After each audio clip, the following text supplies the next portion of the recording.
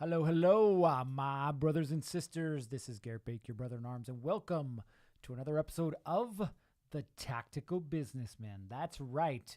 If you haven't paid attention, we changed names. Go watch the previous episode, and I'll explain to you why.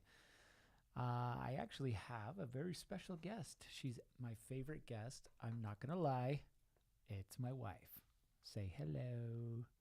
Just like that? Just like that. You know, this is a funny thing about being a guy, like you really think you're cooler than you are, and there's nothing like your wife to kind of pop that bubble of yours and right back down to earth. And that's my wife. I'll give you a kiss later. Oh, I get a kiss out of this. All right, I win. Anyway, so today I wanted to bring her on. We had a shift, obviously, in the direction that we're going. I realized that we were spending too much time talking about the problems that people have and not enough time talking about the solutions, right? And I realized that of the programs that I coach with right now, there were multiple ones, including my own, what I do is I help people find tactical solutions to their problems. Like that's it. That was my background, right? I worked SWAT, I worked gangs, I worked narcotics, I worked undercover. I was a supervisor over an organized crime squad, which is a bunch of words to just say, I get really good at being tactical. But here's the funny part. I was really good at being tactical at work. And how was I being tactical at home? Well, if you ask the kids, I was in charge. There you go. I.e., I wasn't showing up. My wife's still trying to play the nice card. You can be brutally honest with these guys. They've gotten to know me already. Yeah. That's what we get. Well, no, because, yes, now it's a completely different spot that we are both in. Right, but how? So this is what we're going to do. We're going to kind of go back in time. We have been married 18 years, together 22. And by the way, gentlemen, you're like, how does he remember that stuff so quickly? Well, I cheated. I was married in the year 2000, which makes it really easy to tell how long I've been married. Anyway, cheat code. Wait till a cool year like 2010, 2020. I guess 2010 already passed. 2020, and then you too will have an easy way to remember when you got married. Or you could just be a good husband and remember anyway. Again, with the bubble pop. Sorry. She's getting pretty good at this bubble pop stuff. Anyway, who I want to address now is anyone who has a job. Okay, we'll make that a little smaller. Any man who realizes that he might be halfway decent at what he does at work, but somehow can't seem to translate it to his home life. Don't worry, women, this is for you too. But you know you're not as screwed up as the men are, so take it for what it's worth. But what we're going to talk about is parenting. Parenting. We've had a couple interesting things happen to us over the last few weeks, and I kind of wanted to share that, but I wanted to go back to how it was that we all started. I'm going to talk a little bit about me growing up, like what it was like in my environment, and then Melissa's going to share what it was like in hers, and then the wonderful thing that is called marriage, and who's right and who's wrong, and how are we going to do this thing. So we both grew up actually in the same small town, in a little border town on the border with Mexico. Yes, we had more border patrol agents than we had police officers. And for some reason, I always got stopped. Go figure. But my dad was a school teacher. My mother, a stay-at-home mom. Ooh, me too. What? Funny. Same thing for her. So I grew up in this environment that was very strict. My mother had some issues when she was younger. She had some abuse. You know, she'd been abused. She'd gone down the path of experimenting with drugs.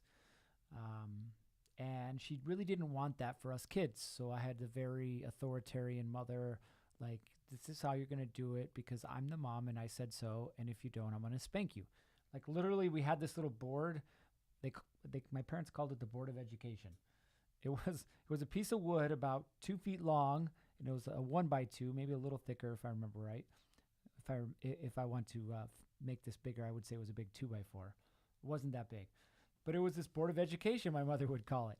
And when we got in trouble, she would spank us with it. And sometimes we would just try and run away as fast as we could to try and avoid it. But that was the discipline we received. So my mom had this model of how it was that we should behave, what it was that we should say, how we should say it, like very strict, very organized. She's very religious as well. Like just everything had to be the way that she wanted it to be. My father, on the other hand, he worked a lot, like most of you men do. You work a ton, and you don't spend a lot of time at home. I mean, let's be honest, a school teacher doesn't make a lot of money. So my dad would pick up what I found out later was a second job, and at periods of time, 3 jobs. So he had 3 jobs. He was teaching at the school. He was teaching at a university at night, and then he also had Army Reserve. So he was involved in multiple ways of trying to provide for his family because teaching wasn't cutting it. So this is the environment that I grew up in, right? Mom, the authoritarian. Dad, I'm just going to go along with it. Of course, if we got too far out of hand, Mom would look at Dad and be like, it's your turn. And then he'd whip out the belt and off we'd go. But that didn't happen very often. For the most part, it was my mother who was disciplining us. And it was a very strict household. So what about you? What was it like growing up for you? We did not have any of that. My parents were very trusting, and as long as they knew where we were, who we were with, it was normally going to be a yes, you can go, until I started hanging out with you. Which was later on in high school. But no, grades, like I think the only times I ever got yelled at was when I did not bring home straight A's. And otherwise, it was very rare that we got in trouble, that we got yelled at, that we did, never got grounded, nothing. And I was the opposite. I seemed to be grounded every weekend. Of course, I think, this is conspiracy theory time, I think that my parents moved to where they moved so that I couldn't get into more trouble. Like literally. You lived in the middle of freaking nowhere. In 3rd grade, my parents moved out of this small town, right? This small town of like 30,000, moved out into this area where my closest neighbor was a mile away. And it was a crusty old single lady school teacher. She didn't like you. No, she didn't like me either.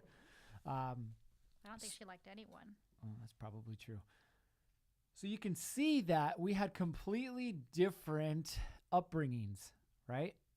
She had the more relaxed approach, like here's some loose parameters, stay within them, and we're good. Where my mom was you will do what I say, when I say, and how I say it. How many of you can relate to this? Like think about not only you growing up, but thinking about how it is that you currently approach parenting. Pretty unique, right? Pretty unique, but it's based on a couple of things, right? When you think about how you grew up, how your parents treated you, what is it normally based on? Well, it's normally based on 2 things. One is what we call worldview, and the second is what we call self-view. So it starts with how your parents were raised. And that influences the way that they raise you. So how was your mother raised? She had a ton of siblings, and her mother, so her father passed away when, I want to say she was, I don't know, I think 5 years old. Very, very, very young. So here's my grandma raising 10 or 11 kids on her own. So a lot of the older brothers all had jobs, and they would come home and they would pitch in. But they all had that freedom and trust. What do you do? So they had the freedom and trust. She's like, what are you doing? I was taking a picture for her. They all had the freedom and trust for that, right? And that was based on her experience growing up. Yes. What about your father? My dad was an only child, so he did everything he wanted to do and got everything he wanted. So Which is interesting because how did he treat you? I was the favorite, so I got everything I wanted, but I didn't ask for anything though. But he treated you like the only child. Yeah. Like he would take just me out for treats, or he would just, like, I never rode a school bus. He would drive me because he said I could not be on a bus. Like, I was definitely pampered. Right. So then this creates this worldview of her, of how parenting should be for her, right? And then you look at the self view, which is how it was that she viewed herself, right? How it was that she viewed the things that should happen in her life. And so you combine these two things, this worldview and this self view, and it created her idea in her mind of how it was that parenting should happen. And then you take mine, right? I was one of 4 siblings. My mother, one of 5. My dad, I think, was one of 5. But my dad grew up in a real tough childhood. His dad was a cowboy. That's right, a legitimate cowboy. I remember when we'd go to his house when he was younger, or when we were younger, he'd be braiding horsehair rope in the back. That's right, horsehair rope, old school style.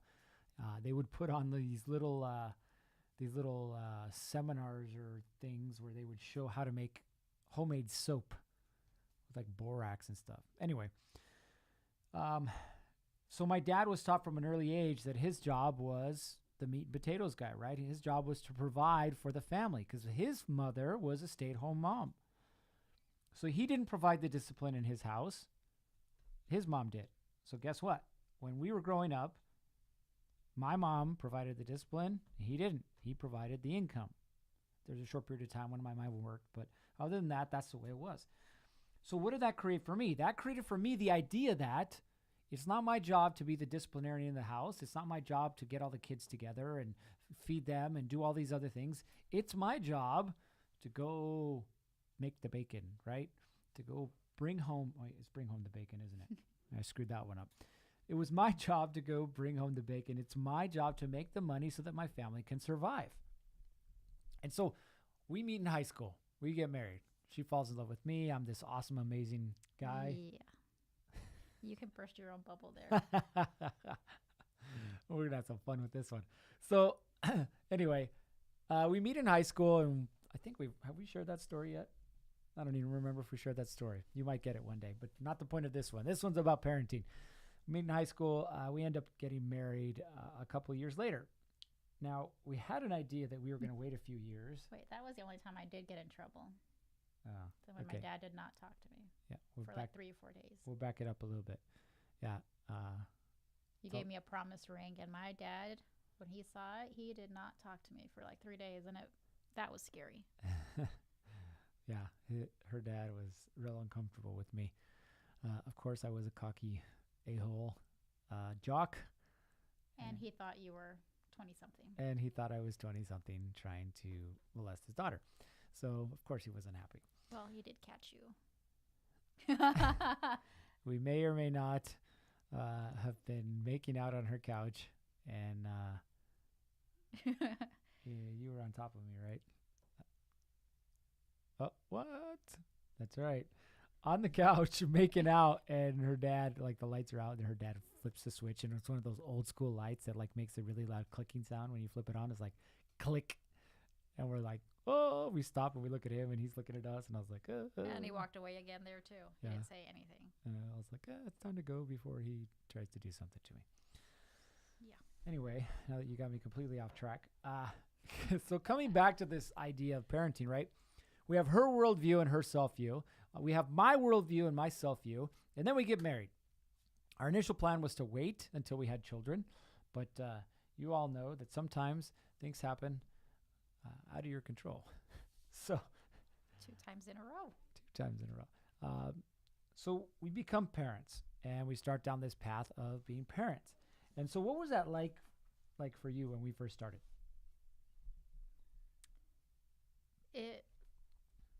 We fought a lot about how to bring up Jaden.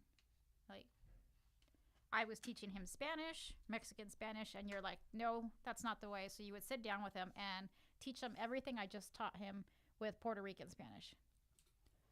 And I'm like, screw you. So when you would leave, I would reteach him everything the way I originally taught him.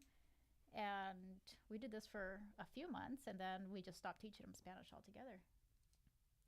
So literally the collision that occurred with how it was that we grew up and how it was that we thought that we should raise our children caused this huge rift when it came to parenting. Like, so much so that I would dominate the conversation when I was there, but then as soon as I would leave, she would say, no, this is the way it's done. And honestly, like right now, you could tell if you ask my son and if you watch his behavior, like he's much closer to his mother than he is to me. And I think that part of that has to do with the fact that I inherited my mother's personality when it came to parenting, which is, this is the way you're going to do it because I said so. Whereas my wife was much more like her father. Well, I still like things my way too, but yeah. So we had this collision, right? And it really affected the way that we parented. Now, there was a period of time when my wife was working. There was a period of time when she was at home and then back to work. And then now she runs her own little real estate business.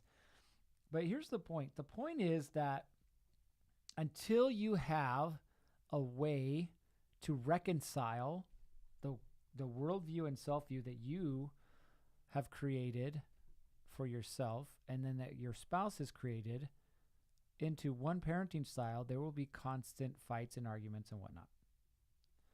And here's the funny thing, right? So we're talking about parenting. This podcast is The Tactical Businessman. We're talking about parenting. What in the hell does this have to do with running a business? Well, here it is. Until you're clear about what your worldview and self-view is when it comes to running your business, guess who's not going to be clear? That's right, all of your employees or all the people that you work with or work around. It's the same thing. Our poor children literally get two different answers sometimes. Same parents. We've been together 22 years, married 18, and they still get two different answers. So how is it that you expect your employees to be clear when you're not clear? Like, it's not going to happen. So what is it that we had to do? Well, we had to sit down and we had to come to terms with where it was that we were at, what it was that we wanted, and how it was that we were going to change that. So explain to our wonderful listening audience, like, what happened? We just had a freaking blowout. We had quite a few of them, actually. But because of that, we literally set, like, protocol for each other on everything, on spending money, on, what we do with the kids, how we answer, how we back each other up. Like when I say something and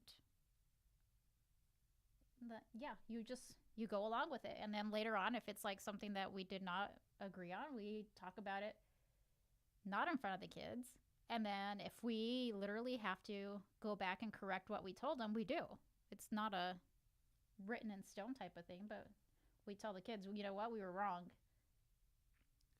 So what she's telling you is like exactly the way it is.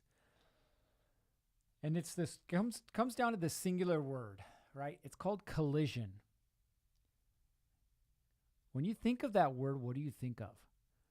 Most people, when they think of the word collision, they think of a negative connotation. They think that it's a bad thing, right? They think of it as fighting. They think of it as conflict. They think of it as all of these negative things, when in all truth, what collision does is it creates space for something new to occur. Think about this.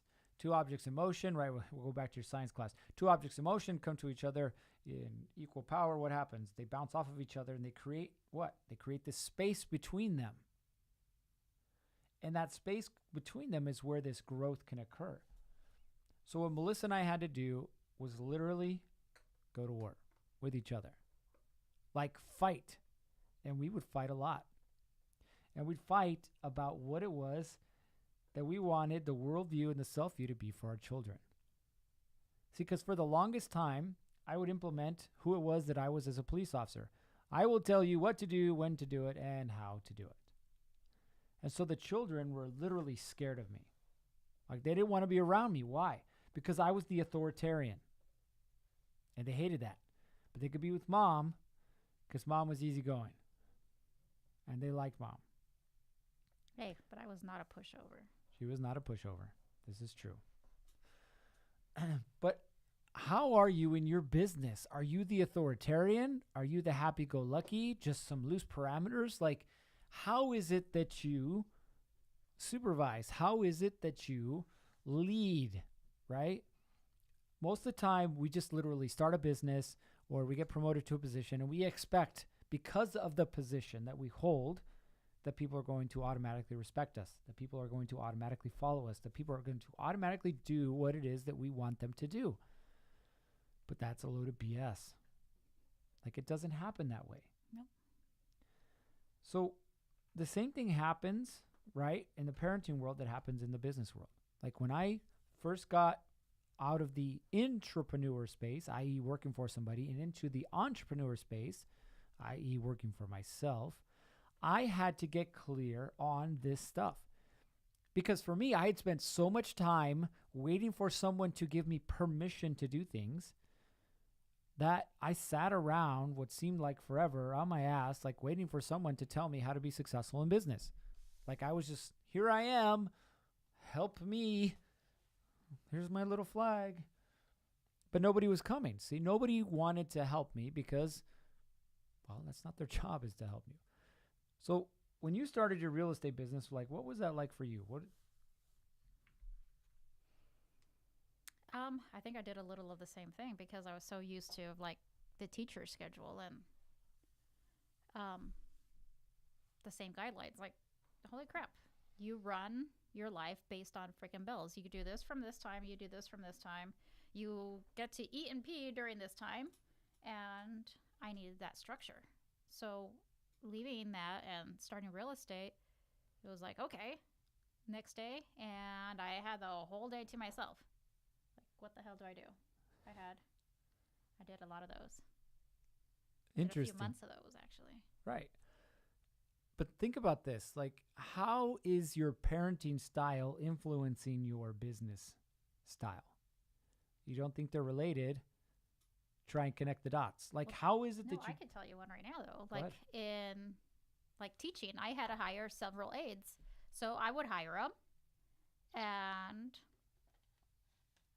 all right, show up to work and there you go. Go.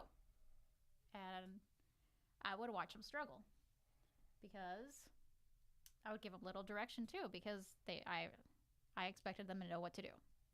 I expected them to understand that they had to do X, Y, and Z. And they really had no freaking clue. They had no clue. And again, this goes back to your style, right? Are you the parent who automatically expects your children to know what to do when you've never really taught them? And then you're the business owner who expects everybody underneath you, or the executive or the entrepreneur, everybody underneath you, around you that works for you, to know what to do and how to do it. And then when they don't, you get all pissed off and you get frustrated and you get angry. But they're not like me. Well, no, they're not like you. Like, I literally had a conversation with a man, he's a client of mine, about his business. And he's talking about the millennials, and he's talking about all these other people and the fact that, well, they don't work like I do and they don't do things like I do. And I stopped him and I'm like, you're 100% right. And you're 100% wrong for blaming them for that. Just like your kids aren't going to know what to do unless you show them, your employees or the people that work for you are not going to know what to do unless you show them either. They don't know what's going on inside your head. They don't know how you grew up. They don't know what your parents were like. They don't know anything. So they're coming in with what? With a different worldview and self-view of what work is like, of what expectations are, than you. Yep. They're different. So just like the married couple, us, had to figure this out. We had to collide. Now, I'm gonna put a little segue here. That doesn't mean punch your employees in the face or choke them out. This would be a bad thing. Could be fun. According to Melissa, it could be fun. But this is not going to solve your problem. No. So you have to collide with a purpose in mind. That purpose being what? That purpose being, what is my worldview and self-view? What is your worldview and self-view? And how is it that we're going to make this work together? Period. You can't be like my mom and break out the Board of Education and literally try and whoop some ass. It's not going to work. They will run away and probably see you in some other stuff. So to kind of wrap it all up, listen, parenting, it's not easy. My wife is shaking her head. Actually, she's just staring at me right now. You guys can't see that, though. Oh, I shake my head. Yes, now she's shaking her head. She's still getting used to this microphone thing. But here's the deal. Parenting isn't easy, right? You grow up and you create this worldview of how things should be based on how your parents treated you, which was how they were treated. You know, it kind of goes back that way. And so you bring this into your relationship. You can't get pissed at your wife when she doesn't discipline the same way you do, when she doesn't love the same way you do, when she doesn't care the same way you do. Like, you each grew up differently. But you have to be willing to collide, not in anger, not in hatred, but in love, to allow this space to be created for what? For growth, for understanding how it is that you're going to be raising your kids. And as this becomes clear to you, guess what else is going to, can't even speak. Guess what else is going to become clear to you? It's this idea of how it is that you run your business. Because when you think about it, you're going to be exactly like you are with your kids, because you see your employees or those that work with you, for you, as your children. And you treat them the exact same way. So what has to change? Simple. You have to have a collision. You have to get clear on how you grew up and what your style is, how they grew up and what their style is, and how can you combine the two to make that environment for them to want to work with you, to want to hang out with you, just like your kids. All right. Any final words you want to leave them with? No, not this time. Don't be an a-hole. Well, that's an everyday thing. But All right, guys. Listen, next week you're going to have a special episode. We have a gentleman that we interviewed, and he is going to share with you how was it he grew up, and then the multiple businesses that he has started, worked in, and how that relates to how he grew up. But before I go, I want to let you guys in on a little secret. So I've developed something. I don't think they heard you. I was hoping I was going to get something. No, just kidding. We have to turn this from an E-rated podcast to an X-rated podcast here shortly. That was definitely not what I was thinking. Well, that's what I was thinking.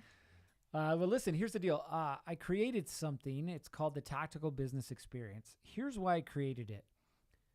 Over the last year, I've seen this huge need when it comes to businessmen and their ability to what? To run their businesses, to run their lives, to get what they want out of life.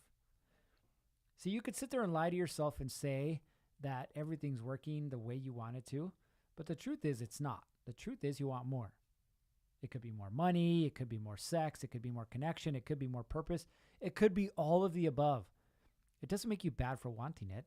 The question is, how are you going to go about getting it?